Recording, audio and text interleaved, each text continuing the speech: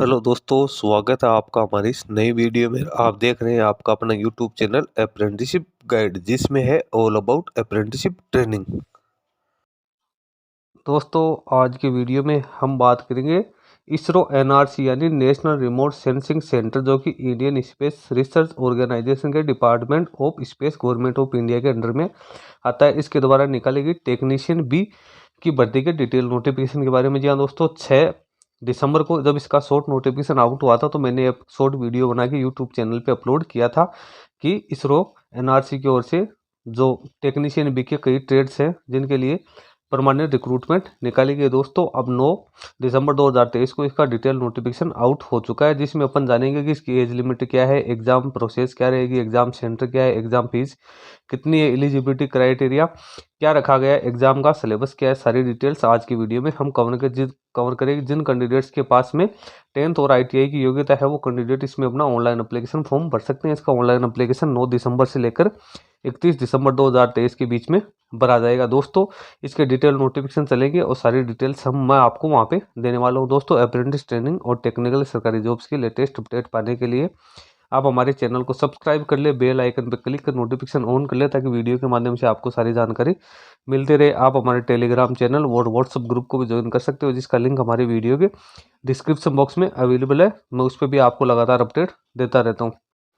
दोस्तों, जैसा कि आप देख पा रहे हैं, इसरो एनआरसी की ओर से जारी किया हुआ नोटिफिकेशन है, जो कि 9/12/2023 को रिलीज किया गया है। यहाँ पे सबसे पहले तो जो एनआरसी के लिए द्वारा ऑनलाइन एप्लीकेशन निकाले गए, उन्हें पोस्ट की डिटेल्स दी हुई है। सबसे पहले टेक्नीशियन भी इलेक्ट्रॉनिक मैकेनिक की यहाँ पे 33 पोस्ट है, जिसमें कैंडिडेट के पास में 10th क्लास पास होने के साथ साथ ITI NTC NSC का सर्टिफिकेट होना जरूरी है। NCVT द्वारा जारी किया हुआ इलेक्ट्रॉनिक मैकेनिक में फिर टेक्नीशियन भी इलेक्ट्रिकल की 8 सीट है।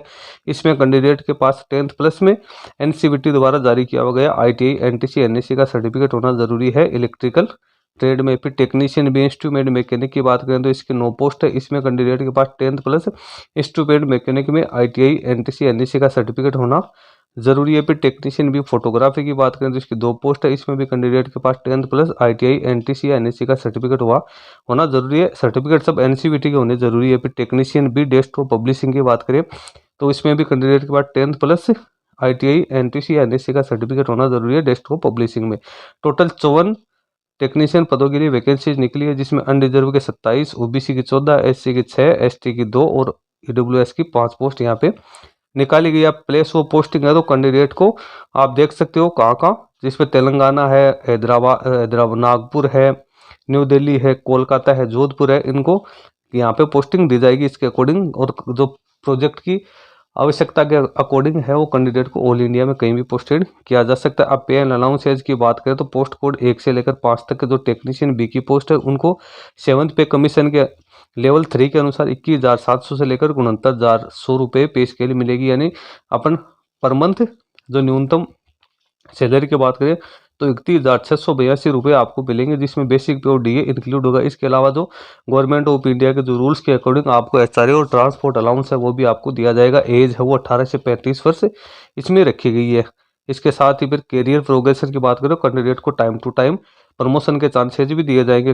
कैंडिडेट है वो NPS स्कीम से गवर्न होगी, यानी उनके NPS स्कीम लागू होगी। एप्लीकेशन फी की बात करें तो सभी कैंडिडेट्स को 500 रुपये पेमेंट है वो एक बार जमा करवाने हैं, जिसमें से अनरिजर्व है जो कैंडिडेट है उनके 400 रुपये वापिस रिफंड हो जाएंगे यदि वो रिटर्न टेस्ट में उपस्थित होते हैं। 100 रुपये उनके एप्लीकेशन फी के काट लेंगे। इसके अलावा जो भी रिजर्वेशन कैटेगरी है या एक्स सर्विसमैन है या वुमन कैंडिडेट है, तो उनके पूरे 500 रुपये रिफंड हो जाएंगे। यानी 500 रुपये एक बार आपसे लिए जाएंगे, लेकिन जब आप रिटर्न एग्जाम में उपस्थित होगे तो आपको ये पैसे वापस हो जाएंगे। मात्र 100 रुपये जो अनरिजर्व कैटेगरी के कैंडिडेट है उनके यहाँ पे काटे जाएंगे। पेमेंट आप ऑनलाइन मोड में कर सकते हो। डॉक्यूमेंट्स आपको क्या क्या अपलोड करने हैं, तो रिसेंट पासपोर्ट साइज की फोटोकॉपी वो करनी है, अपने सिग्नेचर करने हैं, SSC SSLC का सर्टिफिकेट, ITC NTC NAC का सर्टिफिकेट। यदि आप SC ST OBC कैटेगरी से बिलोंग करते हो, डिसेबल हो या एक सर्विसमैन हो, तो उसका सर्टिफिकेट आपको अपलोड करना जरूरी है। सिलेक्शन प्रोसीजर की बात करें तो कैंडिडेट का सिलेक्शन के लिए रिटर्न एग्जाम और स्किल टेस्ट है उसका वो ऑर्गेनाइज किया जाएगा। रिटर्न एग्जाम उसमें थ्योरेटिकल और प्रैक्टिकल नॉलेज से संबंधित क्वेश्चन आएंगे। नीचे आपको एग्जाम का पैटर्न दिया हुआ है। इसमें 1.5 घंटे में 80 मल्टीपल चॉइस वाले क्वेश्चन होंगे। 90 मिनट का आपको टाइम दिया जाएगा, यानी टोटल 80 नंबर का पेपर होगा। की बात करते हैं 100 नंबर का होगा। अब जो अनरिजर्व कैटेगरी के पर्सन है, सामान्य श्रेणी के कैंडिडेट, उनको रिटर्न एग्जाम में 32 नंबर 80 में से लाने जरूरी है। स्किल टेस्ट में 50 नंबर मिनिमम प्राप्त करने जरूरी है 100 में से। और जो रिलैक्स स्टैंडर्ड के कैंडिडेट हैं उनको 80 में से 24 अंक लाने हैं।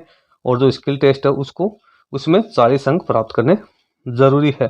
अब जिन कैंडिडेट को रिटर्न एग्जाम में क्वालिफाई होंगे उनको फिर स्किल टेस्ट के लिए बुलाया जाएगा। एक पद के अनुपात 5 कैंडिडेट को रिटर्न टेस्ट के लिए बुलाया जाएगा। यहाँ पे आप एग्जाम की सिटी देख सकते हो, आंध्र प्रदेश, आसाम, बिहार, छत्तीसगढ़, गुजरात, जम्मू कश्मीर, झारखंड, हरियाणा, कर्नाटक, केरला, मध्य प्रदेश, महाराष्ट्र, मेघालय, न्यू दिल्ली, उड़ीसा, राजस्थान, तमिलनाडु, तेलंगाना, उत्तर प्रदेश, उत्तराखंड, हिमाचल प्रदेश, वेस्ट बंगाल में टोटल 32 जो एग्जाम सेंटर्स हैं वहाँ पे कैंडिडेट्स को